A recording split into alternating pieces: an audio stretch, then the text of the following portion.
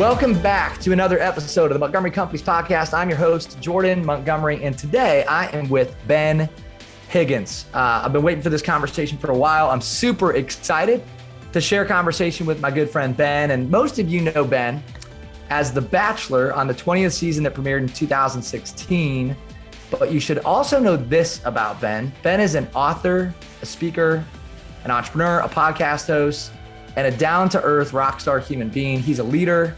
He's getting married in November to his fiance, Jessica. And he's a big-hearted guy that's deep. And we're going to share a deep conversation today. But you should know this about Ben as well. He's the author of the book, Alone in Plain Sight, Searching for a Connection When You're Seen But Not Known. In 2017, Ben and his business partners founded Generous Coffee, a Denver-based roasted coffee business. The company uses its profits to support nonprofit organizations and other enterprises globally. Check out Generous Coffee. We're going to talk about that today as well. Ben is the host of Hope Still Wins, one of my new favorite podcasts, and is still the co-host of the hit show Almost Famous. As I mentioned, Ben is engaged to Jessica. They get married in November. He resides in Denver, Colorado. He's also dealing with a bum knee.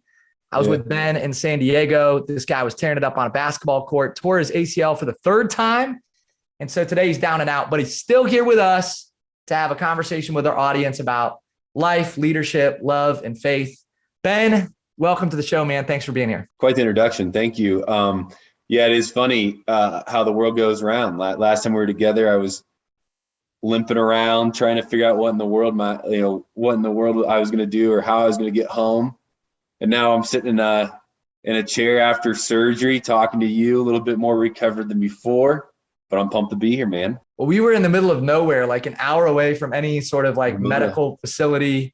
You were a champ, man. You didn't say a single negative thing. And you get your legs back. So you can walk 2 days before the wedding, correct? 2 weeks. 2 weeks before the wedding. Yeah. So I am able to start learning how to kind of put weight on it and walk 2 weeks before my wedding. So I've got a few weeks to go. There's a weird side of me that wants to be with a cane at my wedding. Like there's just a side of me that thinks that if I can have that excuse to have like a really cool cane, I'm not going to be angry about it. I'm actually going to be fairly excited. Now, my honeymoon, I would prefer not to be doing that. But if it has to happen, we'll have a beach themed cane for the honeymoon and a nice slick tux fitting cane for the wedding. And yeah, like maybe some people would feel extra sorry for you, get a few extra things. There's nothing better than somebody feeling sorry for you on your wedding day. Like that's right. You're already the center of attention, but then on top of that, you've got all these people that are trying to do things for you. Could be a pretty sweet day. Well, let's go here, man. So here's the thing. A lot of people know you as the Bachelor. You're so much more than that. We're going to talk about that today. But you have this crazy life story, and we love interviewing people and spending time with people that have really unique and interesting life stories. And more specifically, I love people who've been through stuff that's been difficult. And some people would look at your situation, they'd say, well, what's difficult about that? I'm going to let you talk about that because I know there's been some difficult parts of your journey. And you were just this kid that was born in Warsaw, Indiana, like out in the country, and you go to the University of Indiana. I should say Indiana University, right? IU. Yeah. But then your life explodes and you become this like famous public figure. And I'm not sure if you were ready for that. And I know it sort of rocked you in some really awesome ways, but also in some hard and difficult ways. So can you just walk us through that journey from like being raised in Indiana, normal life, to all of a sudden overnight, your life kind of explodes and evolves? Definitely. Yeah. Well, first off, I definitely have had pains and sorrows, but the truth of that is everybody has. And so one of the things I've learned as I've gotten older is, it's really hard to dislike somebody once you hear their story. And then the second is, you can assume pretty confidently that everybody in this world has had some type of pain and sorrow. And even if life on the outside looks perfect, or, I don't want to compare that my pains and my sorrows are any worse or any better than anybody else's, but we've all had them. So it connects us at some level. And so, I have my moment, my lessons learned moments. But yeah, I grew up in Indiana, in a small town. It's called Warsaw, Indiana. I actually grew up on a side of it called Winona Lake. a great little town, man. It's at one point it was the Methodist capital of the world. I think it's now the Grace Brethren capital of the world, which is like a pretty small Midwestern denomination. So it's a very Christian. I guess the point is, like, you can get an idea. It's a very Christian town, which is so great for so many reasons, and pretty like hard for others, because you don't really get a great picture of the world. You kind of get put in a bubble, and you're also kind of pressured, I would say, into a faith that maybe is not your own, or maybe you're still exploring, and you kind of get pressured into these corners. And so that was kind of my childhood. Is being Christian was cool. Everybody went to church. Everybody, at least on the outside, acted like they had life together. Then I went to Indiana University. Well, I guess to pause there, it kind of makes sense for this story. I was an athlete in my golden years of life. And in high school, my junior year, I blew up my knee for the first time. And so that changed everything for me.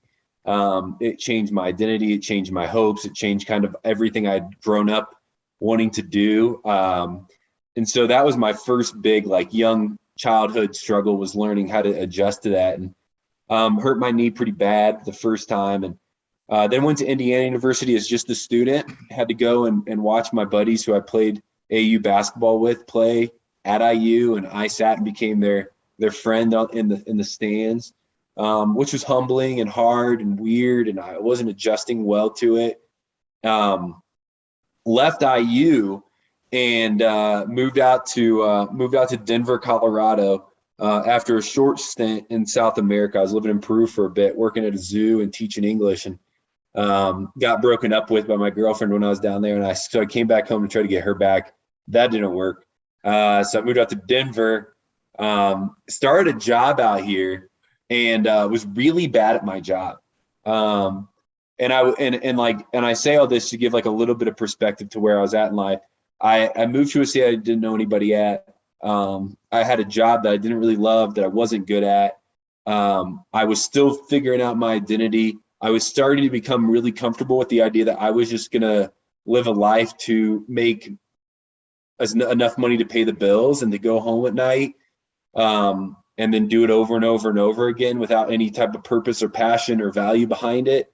I was getting my mindset to be okay with that. When a lady at my office came up to me one day and she said, "Ben, you're not dating, you don't have any friends out here, and you don't really love your job. What are you doing?" I said, I don't know. I mean, I think this is just it. Like, this is the rat race. This is the game. And she said, if casting calls are going on in Denver right now for the Bachelorette, if I take you down there and buy you lunch, would you go? I said, I'm not going to a casting call. She said, okay, would you come up to my office and we'll sign you up for the show? And I said, I'd do that. So we went up to her office, signed up for the show. About 5 days later, I got a phone call from ABC, and they said, hey, we want to just talk to you about being on the show. And that's really where that started. And as I walked through that experience, my gauge for that was, hey, I just want to shake life up a bit. Like, that was kind of my prayer, honestly, was just like, I need something new. And this feels like something new in front of me. It's something different. And that was really my only desire. I just wanted to feel like I had something going for me again, because I really felt like I didn't. So you're at this kind of interesting place where you're about to jump into something new. You're sort of excited about it. I'd love to hear, what about it met your expectations? Like, what were the things where you're like, oh yeah, that's kind of how I thought that would go? And then I know there were some things that were like completely unexpected about jumping into that experience. And just for our listeners to know this, like, you were technically on the Bachelorette before you were the Bachelor. Yeah. Correct? Well, I mean, I think the whole thing rocked my world. Like, you got to still understand, I'm coming from a place, like, I mean, I don't need to like double down on it, but like, you got to understand where my mental space was. And you can assume I was not feeling very confident about myself, nor did I really know who I was at all. And then all of a sudden the show says, hey, how about you come out and be on the Bachelorette? I fly out to LA. It's the first time in my life I've ever been to LA. I land, there's a black car that picks me up. I'm starting to feel cool. 2-3 days later, I arrive to a mansion. And in that car, on the way to the mansion, you get in a limo at a hotel, and they drive you to the mansion to start the show. And I'm in this car with like a former professional athlete, a current professional athlete, a doctor, a fitness buff who looks like, the statue of David, and me. And I was a user manual writer. Like, that's what I was. And I wasn't even a good one. Like, I was a terrible user manual writer. And I don't really have a lot to go from. I was a former high school athlete, like, that didn't even complete, like, that didn't even make it to the end. Like, and so I'm sitting there and I'm hearing all these stories and I'm like, I don't belong here at all. And so I started to believe that, and I started to hide. I started to put myself in the corner. I started to kind of only engage in moments that I knew I could say something that was that wouldn't be criticized. I was a wallflower because I was looking around this room. I was like, I don't belong in this space. And the truth was, most of my life, in most scenarios, I felt like I didn't belong. That kind of happened early on as a kid. I read about a lot in Alone in Plain Sight, but the idea of just not feeling like I belonged, not feeling like I was a part of anything. And this really heightened it, right? You want to feel like you don't belong, just go on a show with a bunch of really good looking people who are very successful and have a lot of different stories. Well, the other part of this is on that show, you start to, your only form of entertainment is to hear other people's stories. And I started to hear all these other people's stories, and my worldview, or my view of the world, I guess I should say, would probably be a better way to say that, was getting shaken consistently and constantly. I was hearing people's struggles with family. I was hearing people's the loss of close family members to them, raising children unexpected. Like, all these crazy stories are going on there, and my view of the world was being expanded, and my faith wasn't exactly catching up. Like, it wasn't ready for it. And so I'm going through this faith crisis during a time where I'm also being televised 24/7. So I don't really have a lot of time to process it, and I don't really have anybody to process it with. And so I'm in this transition season of life, while at the same time being filmed for the first time and being shown now to millions of people for that I didn't really understand it at the time, how much that would change me forever. Yeah. And I think what's important for maybe people that don't understand the show is this wasn't just like a typical show, typical series. It was like most watched, most viewed. You made a comment that, like, kind of when you were going through that, if you wanted to be a part of something, like, people were down, they wanted to be around you. Like, you had this meteoric rise to fame, right? Is really the word that we would use to describe it. I mean, and I think that's why you wrote the book, like, here's what it feels like to be seen, but not known. And there's probably some people listening that can relate. Could you go deeper on this idea of being seen, but not known, and maybe some of what you experienced throughout the climb and that rise, and then sort of being on top? Yeah, definitely. Well, what happened about week 4 during my time on the show, and was one of the producers came to me, and he's a super smart dude. He's a good friend of mine. He goes, "Ben, I don't like you." I was like, "What?" He goes, "I don't like you because I don't know you."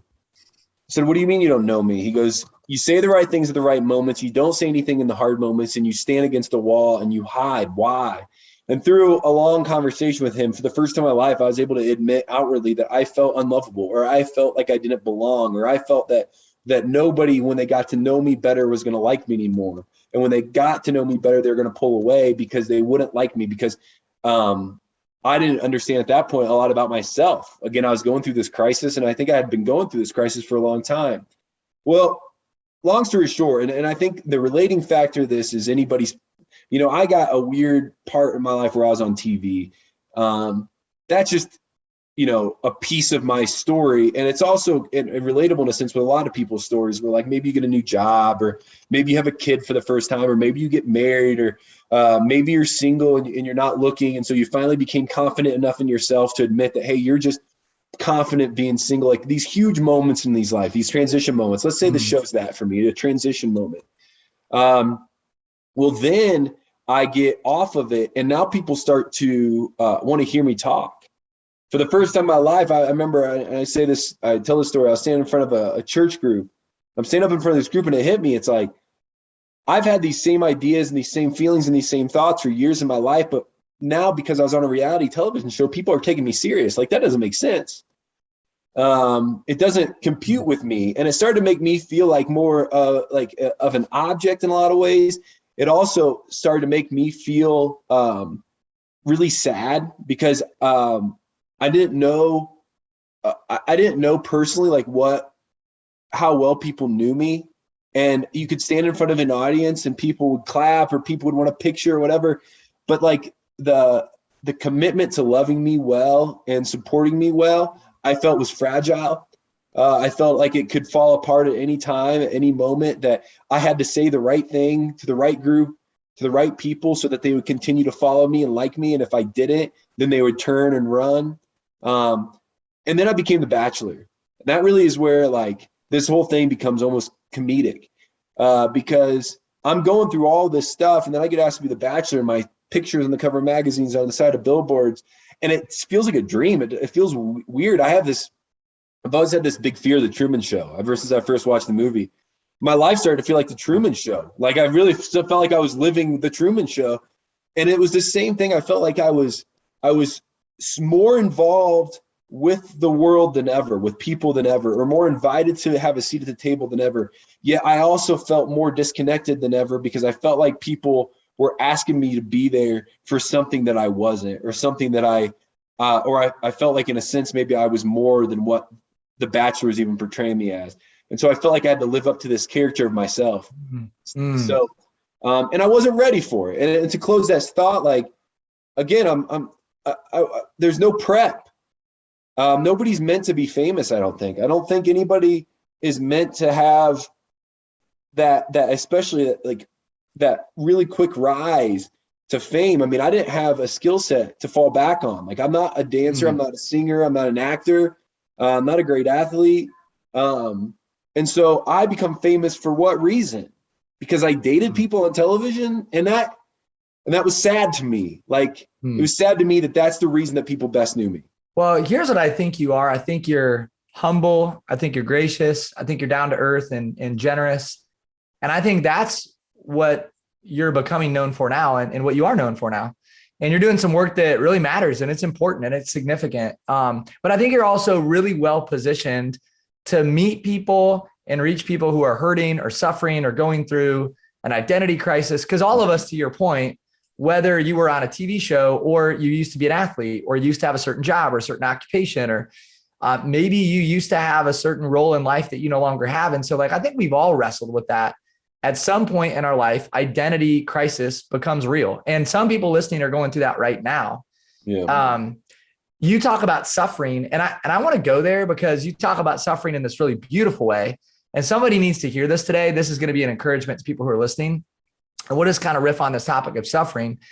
You said, find someone who is experiencing true joy, true connection, and true love who has not suffered. Mm-hmm. Yeah. And I want to know kind of why you said that, because then after that, you said suffering brings about perspective. Can you talk about your suffering and just how that's shaped and changed your life? Yeah. Well, I mean, if you read like ancient philosophy and modern philosophy, if you kind of explore this concept of suffering across different like faith traditions, one of the things that always comes about is this idea that like suffering in itself is not always bad. Like there's something that is born from it, that there's a redemption that comes. As a Christian, our story is one of redemption and reconciliation and of growth and something new. It's a story of revelation. It's a story of something new coming about. And so as I started to suffer more and more in my life, be that maybe addiction, be that career changes, be that identity crisis, be that loss of family, loss of friends, I was trying to dive into what does this mean? Because being in the midst of suffering is a terrible feeling. It's hard. And if anybody's feeling it right now, it feels heavy and it feels like there's no place to turn and it feels like there's no way out. And deep suffering can last for years, months, days, maybe minutes, but suffering hurts and it's not fun to be in it. And so instead of in my earlier life, when I was going through seasons of heaviness and suffering, I would just try to work my way out of it as quickly as possible. And the more I did that, the more I felt like I was numbing myself to something beautiful. I felt like I was just numbing myself to lessons learned.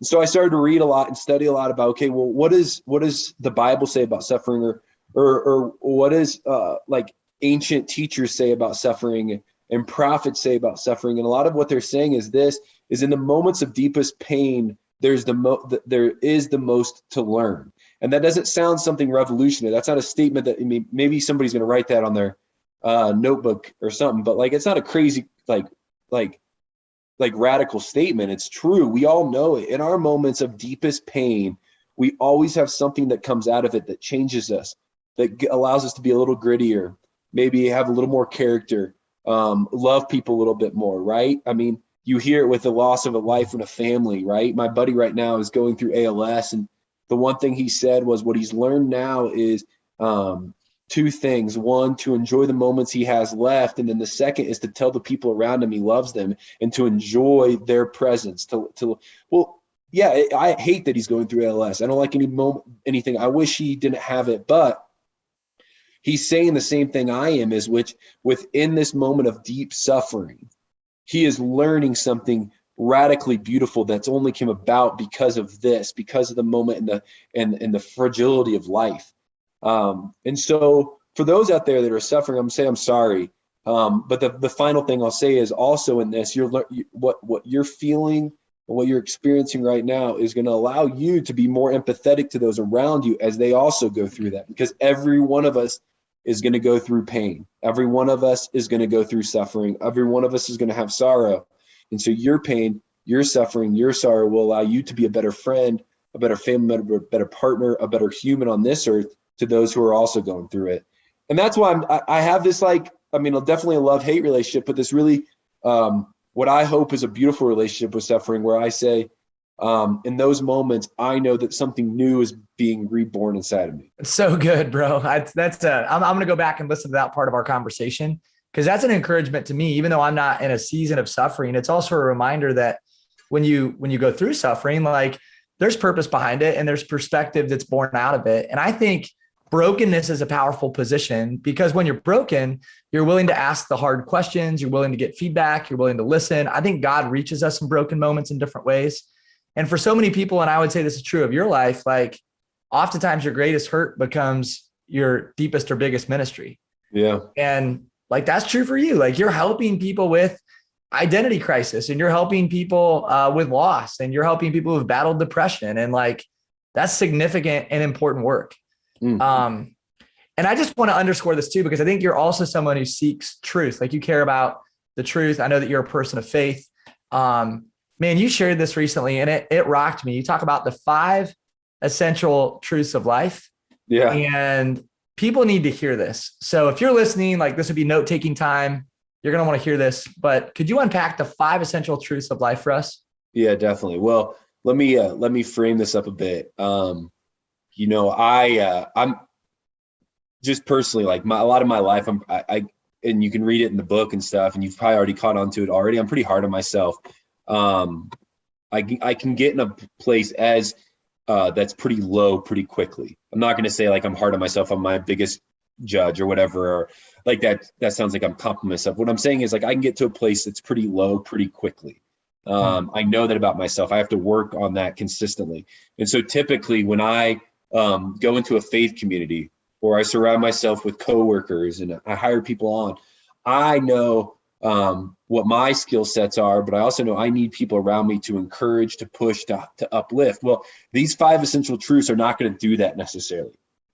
So they're gonna hit hard, and they're gonna hit fast, and they're gonna be really painful to understand. But I'm asking you to see the beauty behind each and every one of them here. And here's the 5 essential truths. Richard Rohr came up with this, but the 5 essential truths: it's life is hard. You're not that important. Your life is not about you. Number 4, you're not in control. Number 5, you're going to die.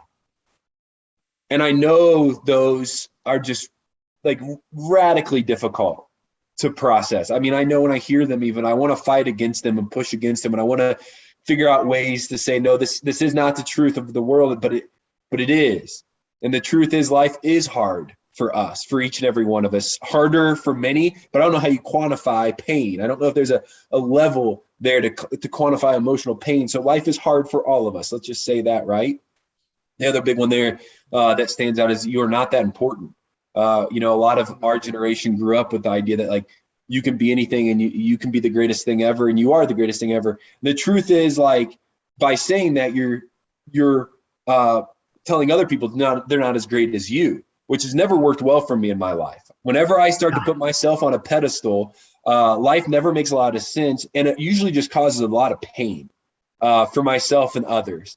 And so if I take the posture and I take the belief that, yes, I'm valuable, I have purpose, I matter, but I'm not the greatest thing to walk this earth, then all of a sudden it puts me in a place of not only humility, but it puts me in a mindset of understanding that the other people in this world matter a lot more too. The other one I'd like to highlight there and just break down for a second is You're Gonna Die. Well, I wrote Alone in Plain Sight, and I tried to look for a thread line in life that connected us all. And the one that I kept coming up with when I heard people's stories and when I studied and read was those two things we talked about. One is everybody's experienced pain, and the truth is all of us are going to die. Those might be the two things that we have in common the most, because the other truth of this is, Jordan, not everybody has experienced true joy. There are people in this world who have had a really difficult time. There are adults who have never felt like the cards have been on their side. And there's kids who have suffered tremendous amounts of pain. The truth is that what we all know is that we all have experienced some type of sorrow, some type of pain that can connect us. And that allows us to look at the other person, especially moments of pain, and say, I'm with you. Yeah, man. You talked about empathy earlier, and I think about that in my own journey, just being empathetic to those who are hurting. And when you go through real hurt or loss, I think you just have a sense for and a different radar for people who are hurting. Like you see it in people. You have greater compassion for people. And man, I think about the work you're doing today and the compassion that you're bringing to the work, right? Because you could have started a coffee shop. You could have started a podcast, and you could have made those endeavors about making money and building a brand. But behind the work you're doing, there's a really purposeful mission. Yeah. And I want you to talk about Hope Still Wins. And I want you to talk about Generous Coffee, because again, somebody's hurting right now, and you're trying to think through, like, how do I use my hurt to create a ministry, or how do I use my hurt to write the next chapter? And I think you've done that, man. I think you've used some really difficult stuff to write the next chapter of your life that's ultimately focused on others, that is filled with humility. And while you're not perfect, I think you've done a good job with that. So could you tell us a little bit about the work you're doing today, specifically with Generous Coffee and Hope Still Wins? Well, a few years ago, I had to ask myself the question, like, what is it that I really love to do career-wise? And I kind of went through these things. And the one thing I really love working with people, but I don't know what that fully means. And the other part is, like, I like sitting. I do enjoy having a seat at the table when people are honest and vulnerable and real. And usually they're honest, vulnerable, and real in their moments where they're hurting the most. And so Hope Still Wins, we'll start the podcast, is this podcast that was created on Instagram Live, where I started to, during the quarantine season, talk to people that I admired and just ask them to hear their stories. I felt like, and some might disagree with me, but I felt like personally that the church was getting a bad rap, especially during the pandemic. I felt like there was a lot of hate being thrown at it. I felt like the church needed a new PR company. I just felt like this was like swirling around faster than ever. And what I felt like was happening was, like, there was a lot of misunderstanding there. And there was a lot of yelling back and forth on both sides. And so Hope Still Wins was this, hey, can we sit down in the middle and just hear people's stories? Can we humanize these leaders that we're looking at, not only from the church, but from other places, from politics to acting, to artists, to musical artists, to politicians? Can we sit down for a second and just say, hey, like, help me understand why you are so passionate about whatever it is you're pursuing right now in your life. And if it happens to come back to faith, then let's dive into, like, where does your faith play into this? And if it doesn't, then I just want to understand you and as a human better. That's what Hope So Wins is. So it's a place where we get to talk to thought leaders, and hopefully just get insight into who they are as people to allow us to feel less alone.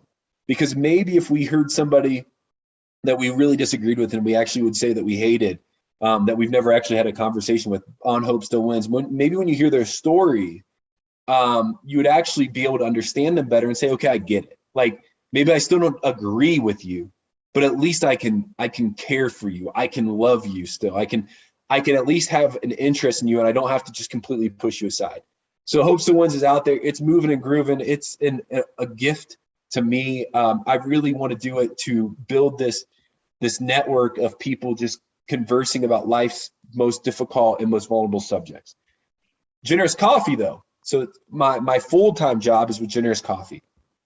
And I'll tell you the backstory. When I was a teenager, I went to Central America for the first time, and I saw extreme poverty with my buddies. And then we went back the next year, and there was still extreme poverty that was existing in this area.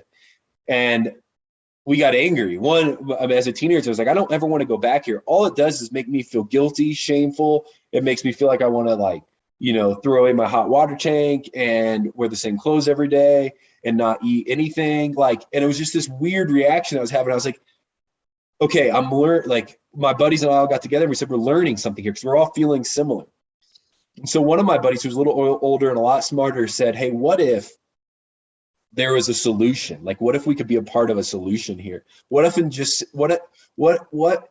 instead of just saying it is what it is, like Justin McRoberts says in his book, what if we actually say, when we see a problem that's this big, what if we could actually be a part of a solution? How exciting would that be? And so the solution we came up with was, we're going to partner with these communities that are completely stricken by injustice and poverty and corruption. Ask them, what do they need? What do they want? What do they dream of? And then how can we help? We're not going to go down as the saviors from the U.S. We're not going to go down with the posture that we're better, bigger, or more able. We're going to go down and say, hey, how can we help you as friends? And we're going to be beside you now for as long as it takes. And that's where Humanity and Hope United started. It's a nonprofit that does sustainable change work, mostly in Honduras. It's an incredible project, and it's growing. Well, during my time on the show, our fundraising skyrocketed 500%. Because I wore a crazy bracelet that said hope on it, and people bought this bracelet and then they started donating, and it was this crazy cool ride. Well, as much as I'd love to think that I'm going to be able to bring in that much money forever, I knew I had a very short timetable that I could do that. So my buddy and I got together and we said, what can we do? And we came up with this idea that what if we started a for-profit business? We got a couple people to fund it who have had very fortunate lives financially. We signed off our names in the operating agreement so that we would always hold ourselves accountable, no matter how big it gets, to not being able to make any profit personally on the value of the company or on the sale of a product. I can still take a salary. I don't want you guys to think I'm not yet, but I can still take a salary. But that if we could keep that mindset in our heads, that then we'll donate 100% of the profits to nonprofits and social causes around the world fighting human-facing injustice. This would be the fundraising engine behind. So we'll grow a massive company. I hope Generous explodes. We mostly sell coffee at generouscoffee.com. We're mostly an online retailer. So if you're listening, you can buy Generous Coffee. It's the best coffee in the world. And then we donate 100% of our profits, which is a little ambiguous. It's usually 10 to 12% of revenue to nonprofits around the world. And so that's what Generous Coffee is. It's what we do. It's what I'm building. It's what I believe in. It's what I want to do for the rest of my life. It's what I love and enjoy. And so that's Generous. Man, and I saw you the other day. You're behind the counter serving up coffee at one of the local stores, right? You guys actually have a storefront. There's a location where you can go in and buy Generous Coffee, correct? We have it in Fort Wayne, Indiana now at the Good Market. We're opening up in Soho, New York in a month with the Good Market. And then we have a Generous Coffee shop in Golden, Colorado. Super cool, man. That's an awesome story. And so obviously there's a website. You mentioned that. We'll link that in the show notes. Yeah. Is there anything else that we should know if we wanted to get involved in that mission, whether we're directly buying coffee or just supporting the mission, like anything else that you want people to know about how they can get involved? Well, I mean, honestly, the best way is to go and a lot of people drink coffee is to switch to drinking Generous Coffee. Like that's the best way. to be honest, like it's my greatest sales pitch is just like buy Generous coffee. That would be a huge help. And, coffee, I could go, on for a long time, and I got to be careful because I know this isn't what it's about, but you got to be careful of where you're purchasing your coffee. Coffee has a lot of injustices behind it when it comes down to the producers and what they're making and how they're being treated. And so, if you're out there and you're somebody's like, hey, I'm drinking coffee every day and I can afford to pay $3 more a bag to drink coffee that we know is doing good and then giving back, Generous is really a good answer to that. And I'd love for as many people as possible to do it. Also, I'd say if you get a chance, like travel with us sometime when traveling can really exist and do it. It's always good to see it with your eyes. I can talk, sit here and talk to you all day about Generous and Humane Hope United. And until you see it, I don't know how well it sinks in. But that's it. And I'd say the final way to get involved is to go out and fight injustice in your own communities. Generous, what we talk about, we have a group of 200 ambassadors around the U.S. that really advocate on behalf of Generous. They exist everywhere. And it's great if they were the best salesmen in the world and they went out and sold our coffee, and they really don't. But what we tell them to do is all we ask you to do as Generous ambassadors to go out and be generous in your communities, like be community changers and makers. Look for the people that are hurting around you. I believe local gifting. I learned this local service. I learned this from Bob Dalton, who was also with us at the gathering.